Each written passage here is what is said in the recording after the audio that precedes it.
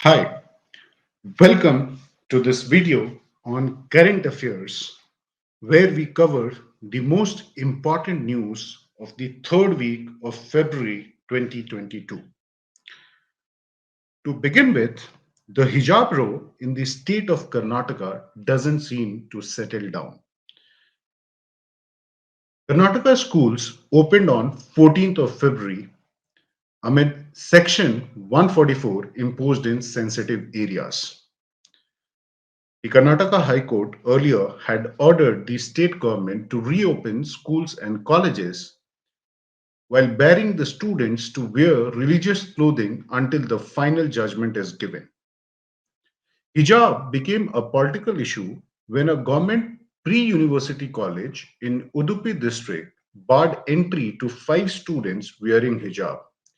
The issue quickly spread to the rest of the state, and in some districts, the unrest turned violent as well.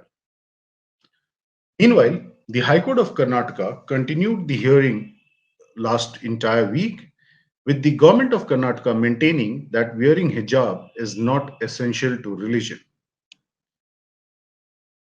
Expressing concerns on the same, the Organization of Islamic Cooperation, OIC, expressed deep concerns over the controversy and continued attacks targeting Muslims and their places of worship.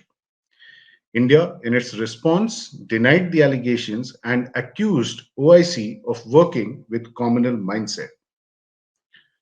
On the international front, the Russia Ukraine conflict doesn't seem to settle down. Russia continued its demand that Ukraine must not be permitted to become a member of NATO, and NATO must roll back its presence in Eastern Europe. Considering the situation, the Indian embassy at Kiev, the capital of Ukraine, asked its nationals, particularly the Indian students studying there, to leave Ukraine immediately. It is estimated that close to 18,000 Indian students are studying in Ukraine. While there seemed to be a glimmer of hope when Russia maintained that some units exercising were returning back to the bases, however, according to NATO, Russia continues to build up troops along the border and an invasion of Ukraine seems imminent. According to United States, close to 190,000 Russian troops are currently present along the Ukrainian border, and this is considered to be one of the massive troop buildups after World War II. Indian Space Research Organization launched its first satellite in 2022, and under the new chairman S. Somnath, who took charge after K. Sivam retired earlier. The launch went off without a glitch, placing all the 3 satellites into their intended orbit with precision. The PSLV C-52 was the 54th flight of the PSLV and the 23rd mission using PSLV XL configuration. The satellite carried included Earth Observation Satellite EOS-4, the INS-2TD, a technology demonstrator from ISRO, and InspireSat-1, a student satellite. ES-4 is a satellite with a mission of 10 years and a radar imaging satellite designed to provide high quality images in all weather conditions for applications including agriculture, forestry, plantation, flood mapping, and hydrology. The INS-2TD is a precursor to the India-Bhutan joint satellite INS-2B and will assess land and water surface temperatures, delineation of crops, and forest and thermal inertia. The student satellite, InspireSat-1 from the Indian Institute of Space Science and Technology, in association with the University of Colorado, USA, is aimed at providing the understanding of ionosphere dynamics and sun's coronal heating processes. The government approved continuation of umbrella scheme of modernization of police forces. The approval for the period 2021-22 to 25-26 moves forward the initiative of the Union Home Ministry to modernize and improve the functioning of the police forces across the states and union territories. The MPF scheme comprises all relevant sub-schemes that contribute to modernization and improvement with a total central financial outlay of rupees 26,275 crore.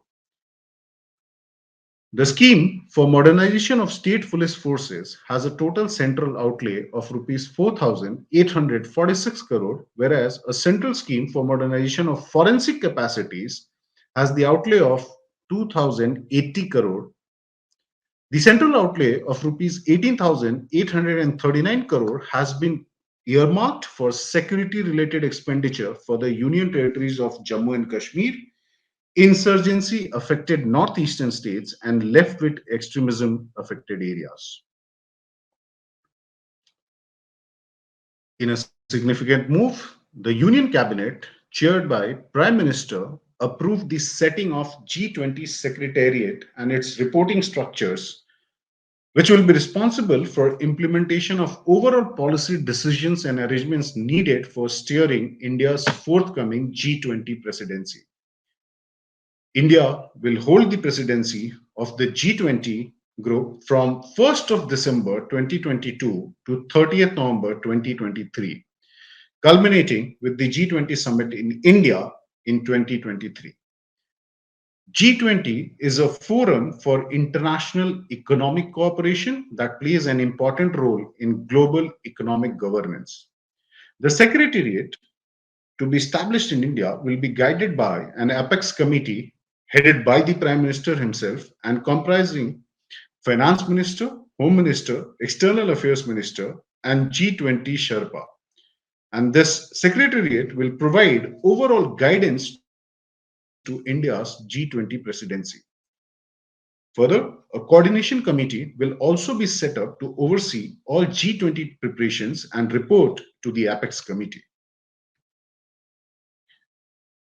Last week, government approved a new scheme, New India Literacy Program, for the period financial year 2022 to 2027 to cover all the aspects of adult education to align with the national education policy, which was unveiled in 2020, and also as per the budget announcements of 21-22.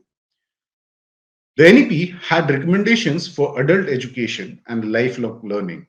The objective of this scheme is to impart not only foundational literacy and numeracy, but also to cover other components which are necessary for a citizen of the 21st century, such as critical life skills, vocational skills development, basic and continuing education. The scheme will cover non-literates of the age of 15 years and above in all the states and union territories across the country. The scheme has a total outlay of rupees 1037 crore, which includes a central share of 700 crore and state share of 338 crores respectively for the next 5 years. In what could be termed as one of the significant step towards cooperation and a major trade deal since Modi government came to power in 2014, India and United Arab Emirates signed the historic comprehensive economic partnership agreement CEPA, aimed at boosting the merchandise trade between the two countries to US $100 billion over the next 5 years. The pact, for which negotiations were ongoing since September 2021, is expected to nearly double the bilateral trade within the next 5 years.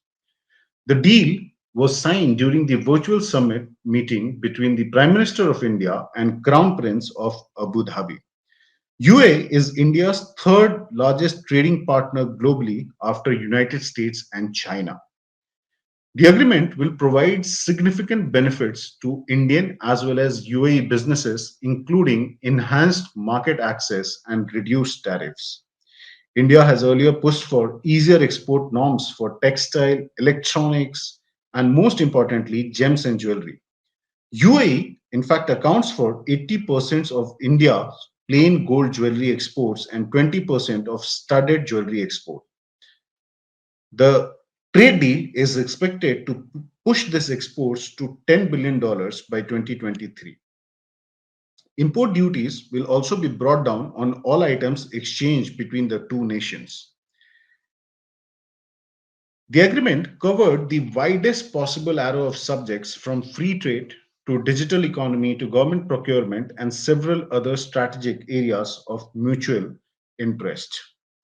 Under the pact, India will be able to also export textile worth an additional $12 billion in the next 2 years, while the export of plastics is expected to be up by 3 times to $1.3 billion from the existing $418 million. UAE is actually eyeing digital trade, food, medical, and financial sectors in India.